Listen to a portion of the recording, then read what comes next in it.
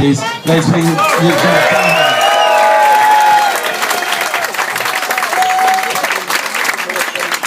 Simon, thank you very much, ladies and gentlemen. Well done for putting this tribute session together.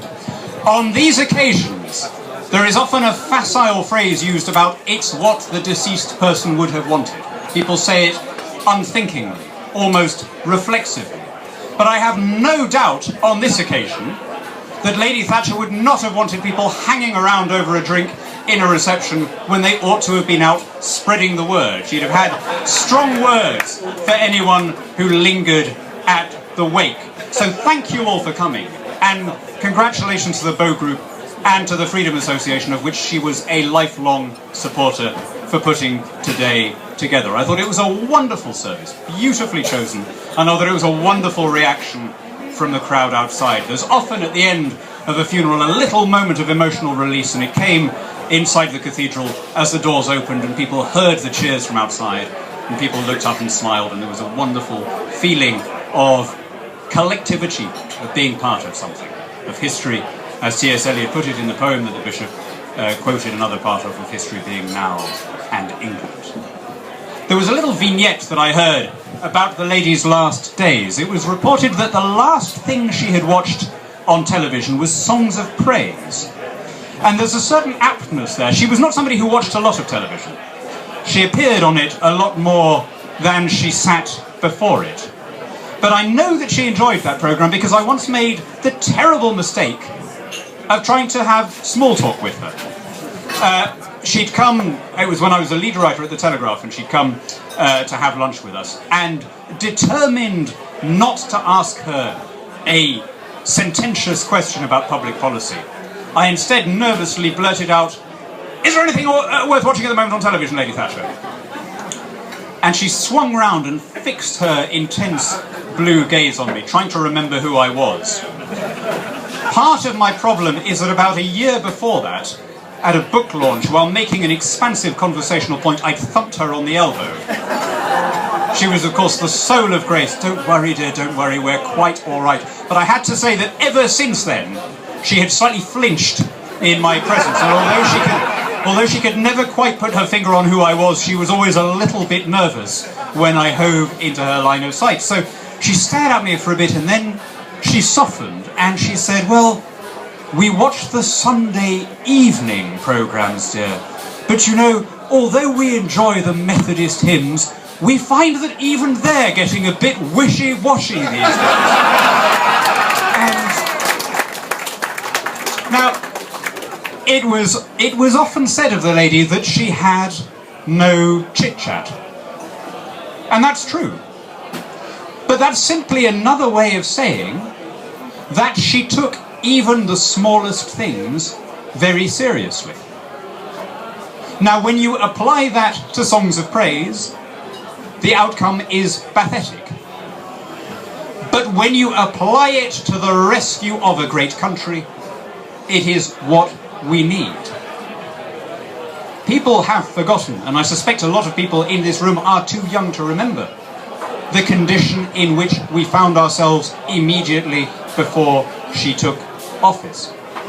I read somewhere, one or two of you can remember, okay. I think there's been a kind of, okay, the Wintertons can remember, but I think there's been a kind of a collective amnesia about this. I read somewhere, obviously I don't know whether this is true, one of the ladies here can tell me, but I read somewhere that women forget the precise experience of childbirth. This is nature's way of propagating the species. You can't exactly remember what it was like, or you wouldn't try it ever again. I think we've done a similar thing when it comes to remembering the sheer awfulness of the breakdown of the Wilson Heath period.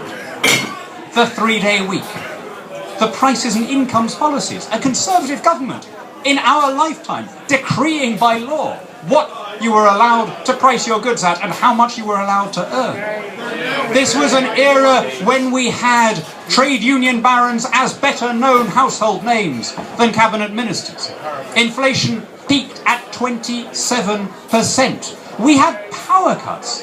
We had shortages. We were abolishing our counties. We were abolishing our old currency. We were signing away our independence by joining the common market. That was the depth of our despair. And what I can just remember from that period, my first clear political memory is the 1979 election, and I can just hazily recall the calamity that had preceded it. But what sticks in my mind was hearing adults casually saying, England has gone to the dogs. We're finished. As Henry Kissinger put it, Britain is reduced to begging, borrowing and praying until the North Sea oil receipts come in. A headline in the Wall Street Journal was even blunter. Goodbye, Great Britain. It was nice knowing you. That was the almost universal view of the political establishment from left to right. And she absolutely wouldn't accept the consensus. I can't bear Britain in decline, she said. I just can't bear it. And by sheer force of will, she turned things around. In the 1960s and 1970s, we had been outperformed economically by every country in Europe. Every country in Europe except Spain, which was bouncing back from an even lower place. In the 1980s, it was the other way around. We were the strongest growing economy. Standards of living in the UK in the 1980s rose 27%. In Europe, by 2%. In North America, there was a slight fall. That was the magnitude of her achievement. She loosed the natural enterprise of a free people. She moved the rocks and allowed the grass to grow. And people now talk. I want to reach for my revolver every time I hear someone saying she was a divisive politician. How many party leaders today have come close to getting the percentages of the popular vote that she habitually won in the 1980s?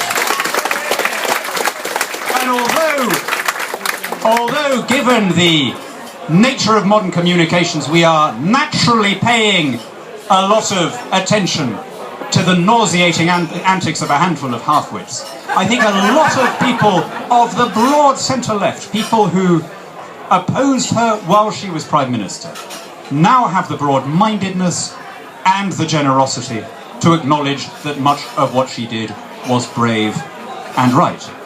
There was a similar process of economic transformation throughout the industrial world. It couldn't have been avoided, and the way we carried it out here left us once again in the front rank of nations of the world. Those who can't forgive her find her very success to be the unpardonable offence. She never lost an election to them. She took a country that was ruined, indebted and dishonoured, and she left it confident, prosperous and free. That was the measure of her achievement. And what was the issue? What was the issue that she was brought down over? You know, of course there were a number of factors, there was the poll tax and so on, but what was the trigger that moved a number of MPs and a number of foreign leaders to join in a putsch against her? She didn't think the United Kingdom should join the Euro. Well, knowing what we now know, who called that one right? There are never any prizes for being right in politics too early, except the virtue of knowing that your achievement lasted. She was right on that issue, and now in retrospect, a number who opposed her at the time can see it. She had a sense that we as a country were capable of greatness. And again, we have to make a mental effort now to recapture the sense of hopelessness, the sense of despair that had preceded it. I wonder whether we would have voted to stay in the common market either 10 years earlier or 10 years later than we did. I wonder whether the sense of necessary national pessimism would have been there. But I know this. After her period in office, that pessimism has been exorcised forever. We would not vote today to hand away our freedom, our right to live under our own laws and our own people in our own sovereign parliament. We do not believe that we're finished as a country, that our story is told, that we have nothing left to give. There's a wonderful moment in the current Bond movie, Skyfall, where Judi Dench quotes Tennyson's Ulysses, and she applies it to Britain's place in the world. Though we are not now that strength which in old days moved earth and heaven, that which we are, we are. We are the 6th largest economy in the world. We are one of 5 permanent seat holders on the UN Security Council. We're one of the group of 8 industrialized nations. We are, implausible as this sounds, the 8th largest manufacturing economy in the world. Manufacturing rose by 7.5% during Margaret Thatcher's period in office, not a fact very often quoted. Our language is the most widely disseminated among the human species. We have unparalleled links with the Commonwealth and the Anglosphere. We are the 4th military power on earth. How much bigger do we have to be before we're able to in our own sovereign parliament? So much is taken, much abides, and though we are not now that strength which in old days moved earth and heaven, that which we are, and we are partly because of the legacy of one extraordinary leader who saw the greatness of our national soul and gave it free rein. When that this body did contain a spirit, a kingdom for it was too small a bound. But now 2 paces of the vilest earth is room enough. The earth that bears thee dead bears not alive so great a statesman.